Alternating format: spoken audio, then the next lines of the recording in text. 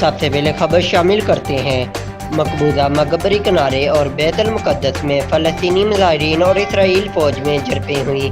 فلسطینی مظاہرین سے جھڑپوں میں اسرائیلی فوج نے شیلنگ اور براہ راست فائرنگ کی، جس سے متعدد افراد زخمی ہو گئے۔ اسرائیلی حملوں میں اب تک 217 فلسطینی شہید ہو چکے۔ شہداء میں 63 بچے اور 36 خواتین شامل ہیں، جبکہ 1400 سے زائد افراد زخمی ہیں۔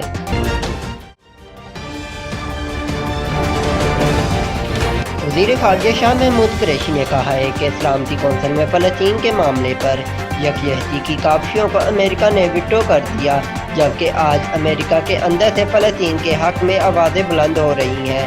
شاہ محمود قریشی نے فلسطین کے حوالے سے جاری سفارتی کاوشوں سے متعلق اپنے بیان میں کہا کہ کوشش ہے فلسطینیوں پر اسرائیلی مظالم رکوانے کے لیے OIC پلیٹ فارم مؤثر انداز میں استعمال کریں۔ انہوں نے کہا کہ پاکستان کی کاوش اور کوشش ہے کہ اس مسئلے پر امہ یکجا ہو۔ OIC کے پلیٹ فارم سے ہم جتنی مؤثر آواز اٹھا سکتے تھے ہم نے اٹھائی۔ وزیر خارجہ نے کہا کہ آج میں ترک اور فلسطین کے وزرائے خارجہ کے ہمراہ نیو یارک روانہ ہو رہا ہوں، جبکہ سوڈانی وزیر خارجہ بھی ہمارے ساتھ نیو یارک روانہ ہوں گے۔ شاہ محمود قریشی نے یہ بھی کہا کہ انشاءاللہ 20 تاریخ جمعرات ہم اقوام متحدہ جنرل اسمبلی میں اس معاملے کو اٹھائیں گے۔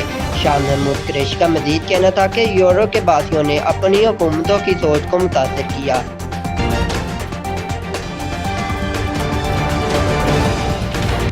سابق وزیر اعظم اور مسلم لیگ نون کے رہنما شاہد خاقان عباسی کا کہنا ہے کہ RTS بیٹھنے سے آنے والی حکومت نے اپنا مستقبل ایک اور مشین سے جوڑ لیا۔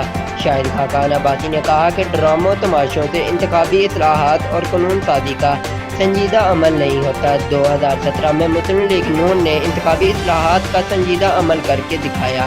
انہوں نے کہا کہ RTS بٹھا کر الیکشن چوری ہو تو الیکٹرانک ووٹنگ مشینیں کیسے محفوظ ہیں؟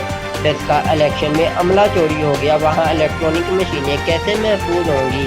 شاہد خاقان عباسی نے کہا کہ الیکشن ریفارم اور قانون سازی آرڈیننس اور تماشاؤں سے نہیں بلکہ پارلیمان کے اعتماد سے ہوتی ہے۔ عوام اور اپوزیشن کو حکومت اور اسپیکر پر کوئی اعتماد نہیں۔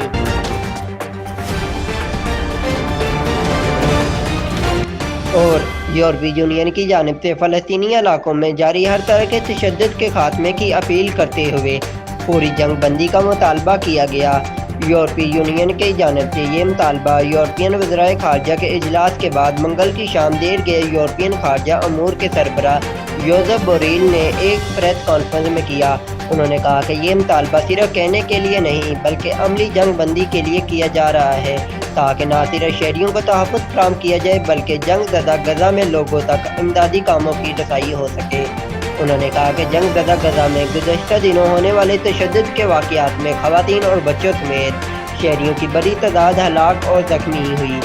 یہ ناقابل قبول ہے۔ انہوں نے کہا کہ ہم حماس کے راکٹ حملوں کے جواب میں اسرائیل کے اپنے دفاع کے حق کی مکمل حمایت کرتے ہیں، لیکن اس کے ساتھ ہی اس جواب کو مناسب اور انسانی ہمدردی کے قانون کے دائروں کے احترام کے اندر ہونا چاہیے۔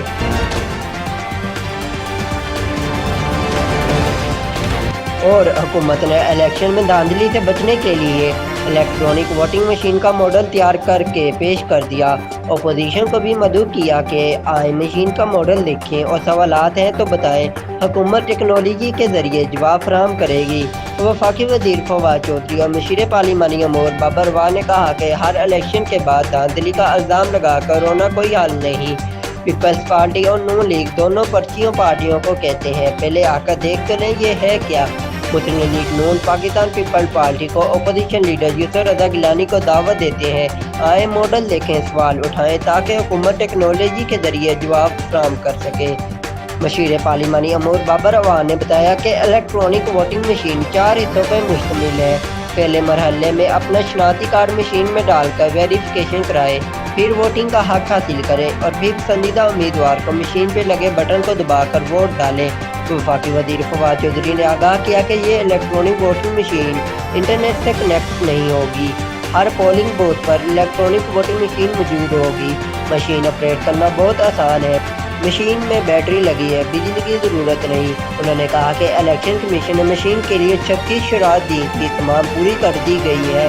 الیکشن اصلاحات پر تمام جماعتیں بیٹھیں اور متفقہ فیصلہ کریں۔ کیونکہ پولنگ ہو جاتی ہے اور صبح تک نتیجہ نہیں آتا۔